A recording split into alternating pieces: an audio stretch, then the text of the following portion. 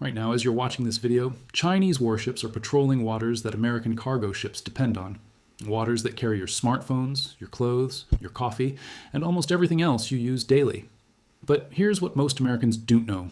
China just established a military base that could cut off these trade routes in a matter of hours, and the US government is scrambling to respond.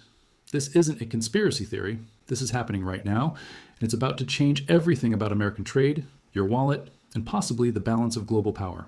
Stay with me, because by the end of this video, you'll understand exactly why this single military base has Pentagon officials losing sleep at night. What's up, everyone, and welcome back to the channel. If you're new here, I break down the biggest geopolitical events that actually affect your daily life, not just boring news headlines. And trust me, this one is huge. Before we dive in, do me a favor, hit that like button right now. It helps the algorithm show this important information to more people. And subscribe if you want to stay informed about what's really happening in the world. All right, let's get into it. What is this base and where is it? So first, let's talk about what we're dealing with here. China has recently expanded its military presence in what's called the String of Pearls strategy. But the base causing the most concern is in Djibouti, on the Horn of Africa. Now, you might be thinking, Africa? How does that affect America? Here's the thing. Djibouti sits at one of the most strategic choke points in the world, right next to the el-Mandeb Strait. This narrow waterway connects the Red Sea to the Gulf of Aden, and ultimately to the Indian Ocean. And here's the kicker.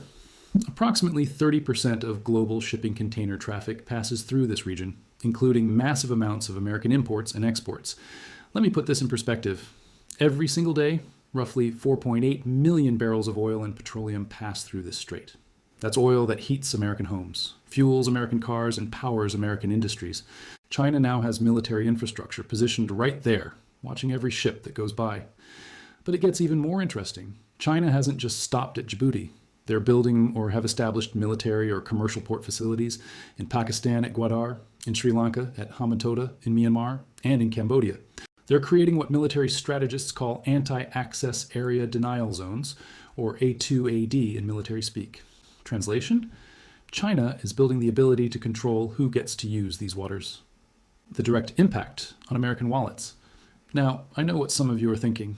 Okay, but I don't work in shipping. Why should I care? Great question. Let me show you exactly why this matters to you. Open your Amazon app right now. Seriously, do it. Look at where your recent purchases came from. I'll wait. If you're like most Americans, at least 60% of those products either came from Asia or contain components manufactured in Asia. Your iPhone? Assembled in China with parts from all over Asia. Your Nike shoes? Vietnam or Indonesia. That coffee maker? Probably China. Your kids' toys? China. Even that Made in America product probably has components that traveled through these waters. Here's the reality. The United States imports about $2.5 trillion worth of goods annually, and a massive percentage of that comes through the Indian Ocean and past the very waters China now controls militarily. Let me break down what happens if China decides to disrupt this trade, even for just 1 week. First, shipping costs would skyrocket. We're talking about insurance premiums increasing 200-300% overnight. Shipping companies would need to reroute around Africa, adding 3,000 to 5,000 nautical miles to every journey. That's an extra 10-14 days of travel time. Second, your prices at stores would explode. Remember the supply chain crisis during COVID when you couldn't find baby formula or your favorite cereal? Multiply that by 10. We're talking about potential 30-40% price increases on everyday items. Third, American businesses would suffer. Companies like Apple, Walmart, Target, Nike, they all depend on just-in-time inventory systems. If ships can't get through, their entire business models collapse. We're talking potential layoffs, stock market crashes, and economic recession. And here's what really keeps economists up at night. This isn't just about consumer goods. The US military itself depends on these trade routes. Rare earth minerals needed for advanced weaponry, computer chips for defense systems, materials for aircraft manufacturing, they all travel through these waters. How did we get here? To understand why this is happening now, we need to rewind about 15 years. Remember when everyone said that if we just traded with China, they'd become more democratic and peaceful? Yeah, that didn't exactly work out as planned. China's economy has grown from about $2 trillion in 2005 to over $17 trillion today. With that economic power came military power. China now has the largest navy in the world by number of ships. Let that sink in. The largest navy in the world. But here's what's really fascinating from a strategic perspective. China learned from history, specifically from American history. After World War II, the United States built military bases all around the world. We have about 750 military bases in over 80 countries. Why? To protect global trade routes and Project American Power. It's called Pax Americana, the American peace, where U.S. military might kept global shipping lanes open and safe. China looked at this and thought, we want that too. But they couldn't just copy the American model. That would be too obvious and too threatening. So they got creative. Enter the Belt and Road Initiative, launched in 2013. On paper, it's an infrastructure development project. China loans money to developing countries to build ports, roads, and railways. Sounds helpful, right? Here's the catch. When countries can't pay back these loans, and many can't, China takes control of the infrastructure.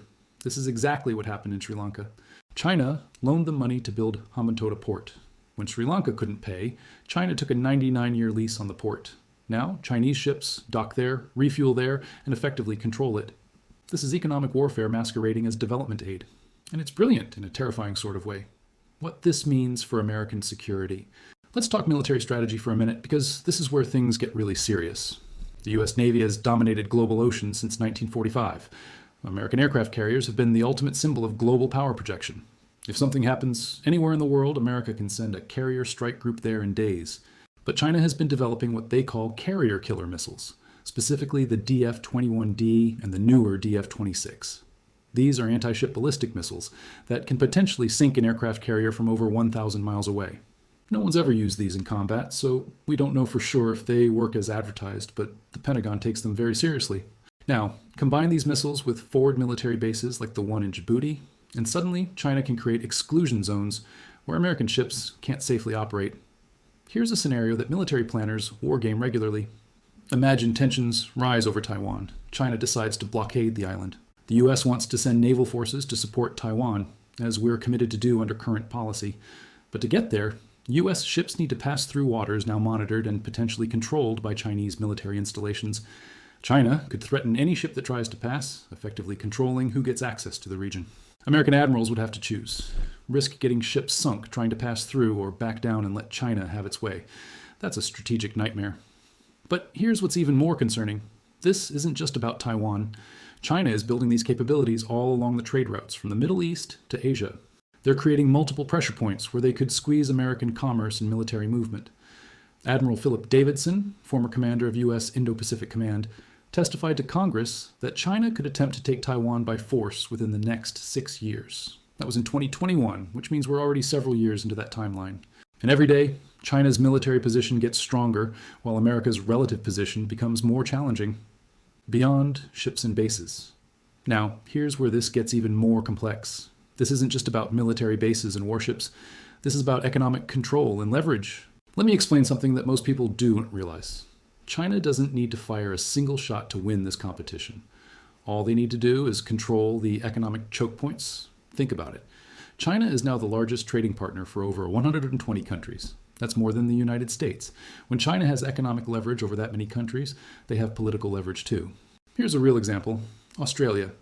A few years ago, Australia called for an investigation into the origins of COVID-19. China didn't like that. So what did they do? They banned Australian coal, barley, wine, and lobster imports. They economically punished Australia without firing a shot. Australian businesses lost billions. Now apply that same logic to shipping lanes. If China controls key ports and straits, they don't need to block American ships necessarily. They can just make it extremely difficult and expensive for them to operate.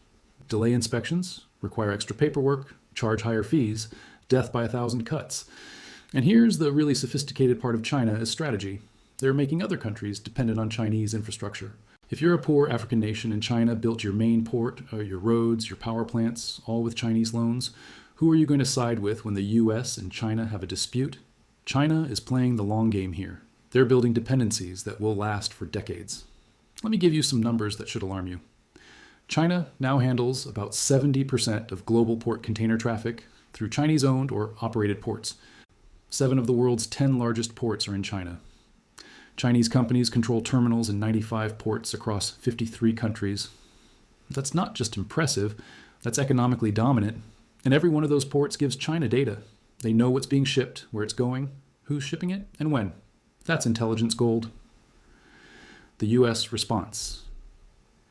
So you might be wondering, what is the United States doing about all this? Are we just sitting back and watching China take over? The answer is complicated. First, the US has been trying to strengthen alliances in the region through something called the Quad. That's the US, Japan, India, and Australia. The idea is that these democracies work together to counter Chinese influence in the Indo-Pacific. Second, the US has increased its military presence in the region. We've been conducting more freedom of navigation operations, where US Navy ships deliberately sail through waters China claims to control, just to prove that we don't recognize their claims. Third, and this is relatively new, the US and allies launched something called the Build Back Better World Initiative, which was later restructured into the Partnership for Global Infrastructure and Investment. Basically, it's trying to offer developing countries an alternative to Chinese loans and infrastructure development. The problem? It's nowhere near the scale of China's Belt and Road Initiative yet. The US has also been working on diversifying supply chains. The CHIPS Act, passed in 2022, allocated $52 billion to bring semiconductor manufacturing back to America. That's huge because right now most advanced chips come from Taiwan, which is right in China's crosshairs. Companies like Apple have been quietly trying to move some manufacturing out of China to places like India and Vietnam. But here's the reality. That process takes years, maybe decades. You can't just flip a switch and move an entire global supply chain. But here's what concerns me. China has been building this strategy for 15 years with focused, patient execution. The American response has been reactive, inconsistent, and underfunded by comparison. China spends about $1.3 trillion annually on Belt and Road infrastructure. The U.S. Partnership for Infrastructure is aiming for $600 billion over several years. That's not even close to competitive. Looking ahead, so where does this all go from here? Let me give you 3 possible scenarios. Scenario 1, the new Cold War. The US and China continue on their current paths, neither backing down. We end up with a bifurcated world where you're either in the American sphere or the Chinese sphere. Trade divides along these lines, technology splits into incompatible systems, and the risk of conflict stays persistently high. This is probably the most likely scenario right now. Scenario 2, Chinese dominance. If the US doesn't get its act together, China could establish economic and military dominance over the Indo-Pacific and beyond. American power gradually recedes, and we become a regional power rather than a global superpower. Our standard of living declines as we lose access to cheap goods and critical resources. This might sound extreme, but it's exactly what happened to Britain after World War II. Scenario 3, negotiated coexistence.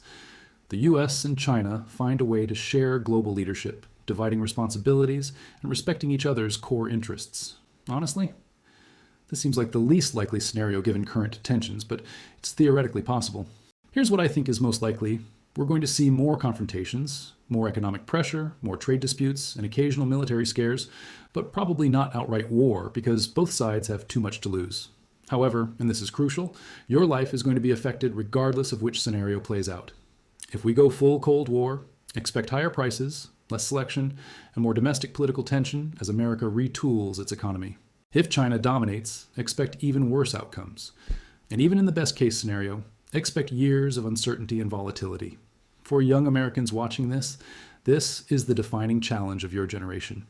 Just like the original Cold War defined your grandparents' generation, and the War on Terror defined your parents' generation, this competition with China is going to shape your entire adult life. The jobs that exist, the prices you pay, the security you feel, even the freedoms you enjoy, they're all connected to how this plays out. So let me wrap this up with some final thoughts. China's new military bases, particularly the one in Djibouti, represent a fundamental shift in global power. For the first time since World War II, a competitor nation has the capability to threaten America's control over global trade routes. This isn't about fear-mongering. This is about understanding reality. The world that made America prosperous since 1945, where we controlled the seas and set the rules, that world is changing, and Americans need to understand what's at stake. Here's what you can do. First, stay informed. Don't just rely on 30-second news clips. Understand these issues deeply. That's why channels like this exist. Second, pay attention to where your products come from. Support American manufacturing when possible, even if it costs a bit more. Economic security is national security. Third, vote based on candidates' foreign policy understanding, not just domestic issues. The person in the White House needs to understand this threat. Fourth, have conversations about this. Most Americans have no idea this is happening. Share this video. Talk to your friends and family. Democracy requires an informed public. The next decade is going to determine whether America remains a superpower or becomes just another former empire that couldn't adapt to changing times. I wish I could tell you this has an easy solution. It doesn't, but ignoring it definitely makes things worse. If you found this valuable, Smash that like button, subscribe for more content like this, and drop a comment below. I want to know what you think. Are you concerned about China's growing power? Do you think America is doing enough? Let me know. And check out this video next, where I break down what would actually happen if China invaded Taiwan. Trust me, it's information every American needs to know. Thanks for watching, stay informed, and I'll see you in the next one.